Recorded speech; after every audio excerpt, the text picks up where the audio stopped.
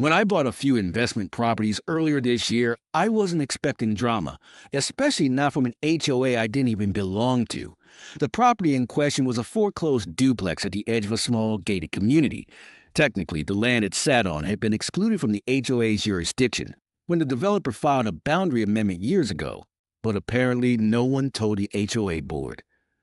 A week after closing, I stopped by to start some light renovations. Within 20 minutes, a woman in a visor and clipboard strutted up the driveway. "You can't park that truck on the grass," she snapped. "HOA rules." I smiled and replied, "Oh, I'm not in your HOA." Her eyes narrowed as if I just confessed a crime. "Everyone here is in the HOA," she insisted.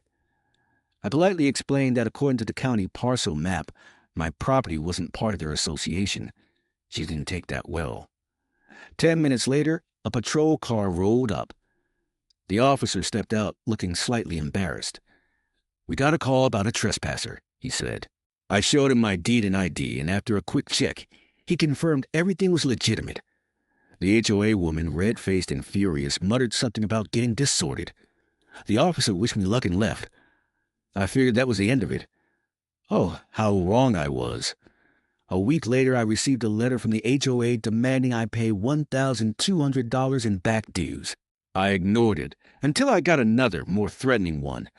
That's when I decided to dig deeper.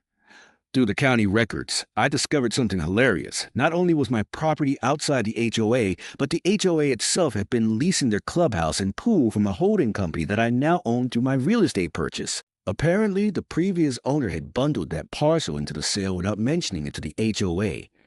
When I contacted their treasurer, his tone changed dramatically. I explained that I was the new owner of the land they used and that their lease was up for renewal in 3 months. Silence on the other end of the call. The next HOA meeting was very different. The same woman who called the cops tried to smile as she asked if I'd consider extending their lease at a fair rate.